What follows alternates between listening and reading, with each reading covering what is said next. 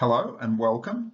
My name is Professor John Toombaroo. I'm talking to you from here in Australia, and it's my great privilege to be speaking to you for the Commission on Narcotic Drugs special event to commemorate World Drug Day. You can see that my topic today will be on reducing alcohol and other drug-related harm by aligning drug treatment and recovery practices with Australia's successful adolescent prevention programs. You can see here that I'm the Chair in Health Psychology at the Deakin University Centre for Social and Early Emotional Development.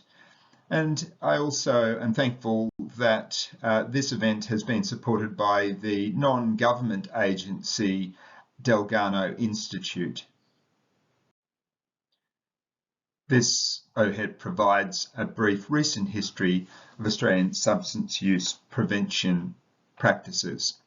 With respect to alcohol, until 2009, Australian prevention policies were very much focused on harm reduction. The introduction of effective abstinence-based programs and policies reduced school-age alcohol. They were effective also with tobacco, but we've also seen reductions in other drug use. The Australian drug treatment programs, however, continue to focus on harm reduction and are poorly integrated with the abstinence-based prevention and recovery programs that evidence shows have increasing evidence for enhancing human development. This overhead was put together by the One Choice Prevention Organisation, and it shows the trends from 2002 to 2017 of student use of alcohol and drugs in the 12 to 17 age group across Australia. You can see for the top one that the non-use of other illicit substances other than cannabis use is still reasonably high. There are a small minority of students that do use across their lifetime. For cannabis, the trend has been a reasonably good one, where we have seen more students taking on abstinence, although this is falling away in the more recent years. Tobacco is a very positive story, with the prevention practices succeeding in getting the majority of students to abstinence. So we see 83% abstinence by 2017. For alcohol, it's a reasonably positive story, where we started off with very few students not using alcohol in 2002, but this has risen to over a third by 2017.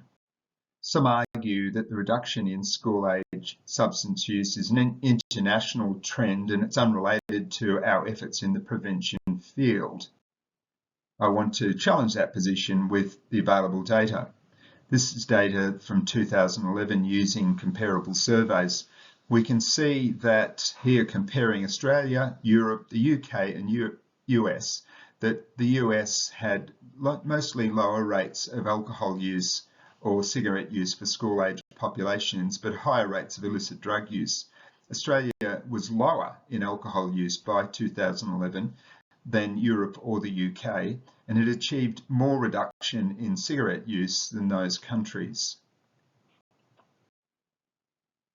An Australia-wide analysis of the Communities Care Youth Survey data from 1999 to 2015 in very large samples showed some of the reasons for the reductions with respect to the risk factors that had changed over time that explained the school-age reduction in alcohol use.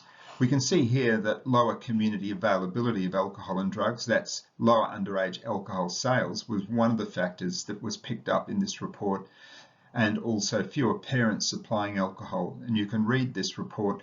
Both of these were the deliberate targets of prevention activities over the period. I'm arguing today that we need to improve the community integration of the abstinence-based prevention and treatment efforts. Australian harm reduction prevention policies were associated with high levels of alcohol and other drug use in cross-national comparisons my team conducted with the USA abstinence approaches in 2002. We're able to associate many practices in Australia that show normalisation of substance use, which was not a good thing. Introducing effective abstinence-based programs and policies reduce school-age alcohol, tobacco and other drug use. Effective evidence-based abstinence prevention practices that use health promotion are really fantastic, but I'm not advocating for zero tolerance practices such as school exclusion and criminal penalties. I think they're not needed. So how can we further strengthen successful prevention efforts? My argument is that we can improve the community integration of abstinence prevention, treatment and recovery. Let's think this through a little bit. How can we do this? Well, let's just have a look at some of the examples of where we are at the moment. We know in the area of tobacco prevention that there has been great success with the introduction of e-cigarettes as a strategy for a group of smokers who really found it hard to quit. However, it really wasn't very good for prevention, because what we saw was a great uptake in experimentation smoking as these things became popularised. We don't want to make those sorts of mistakes. With respect to alcohol, we have a long way to go. We really do need a very strong basis of abstinence messages, which more and more countries are agreeing on, because we know every drink is increasing your risk of cancer. So we do need to get together and really push abstinence messages around alcohol. At the moment, the industry is totally dominating the public consciousness, and it needs to be confronted. With cannabis, we again are having a great problem of legalisation and liberalisation. We know this is increasing use across the states that are doing this in the adults, and it's reducing the social norm that helps people understand the risks of this substance. That needs to be confronted. With the case of opioids, we have massive numbers who are being maintained on opioid therapies. It's not evidence-based for pain medication, and in other areas it needs to be challenged. In finishing, I thank you for listening, and I wish you well in all of your efforts to confront the problem across the world of substance use.